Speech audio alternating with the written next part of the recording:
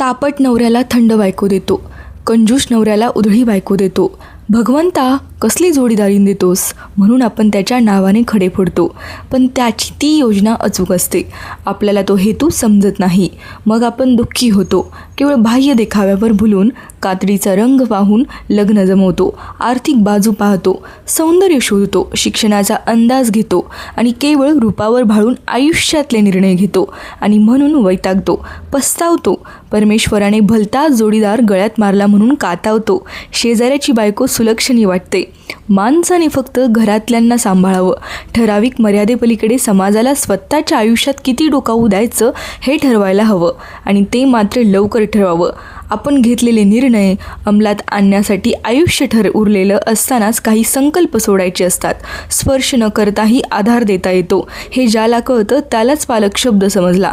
मुळातच दागिन्यांचा सोस कशासाठी, मंगळसूत्र कशासाठी, नवऱ्याबद्दलच्या भावना दागिन्यांतूनच व्यक्त व्हायला हव्यात का?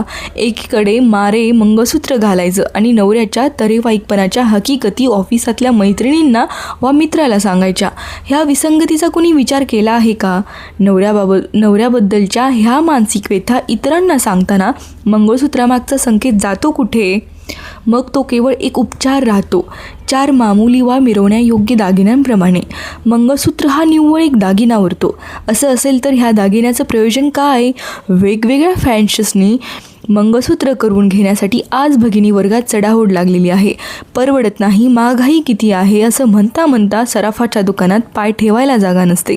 पहिलं मंगळसूत्र मोडून नवीन फॅशनचं करून घेताना सराफ सोनार मंडळी आपल्याला किती लुबाडतात हे तर बापजन्मी तुम्हाला कळणार नाही. प्रत्येक व्यवहाराच्या वेळी चोख सोनं घेऊनही तुम्ही तो विकायला गेलात वा त्यातच थोडी भर घालून नवा दागिना बनवायला निघालात की तुमचं पहिलं सोनं कधीही शुद्ध नसतं. ह्यावर वाद घालायचा नाही. सराफाचं दुकान आणि लोकलमधला गुंड यात फरक इतकाच की पहिल्या ठिकाणी तुम्ही आपण होऊन मंगळसूत्र काढून देता आणि लोकलमध्ये ते खेचलं जातं.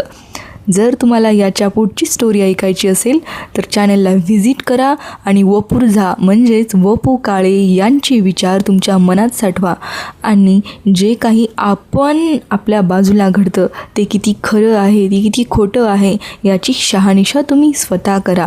आणि आपण जे वागतो, आपल्या आजूबाजूंच्या लोकांबरोबर आपण जसं बिहेव करतो तर ते पण कितपत योग्य आहे, कितपत अयोग्य आहे, ते आपला वापर तर करीत नाहीत. या सगळ्या गोष्टींची शहानिशा करणारं हे पुस्तक आहे वपुर्झा म्हणजेच वपू काळे यांचं. सो चॅनलला व्हिजिट. तापट नवऱ्याला थंड बायको देतो, कंजूस नवऱ्याला उधळी बायको देतो. भगवंता कसली जोडीदारीन देतोस म्हणून आपण त्याच्या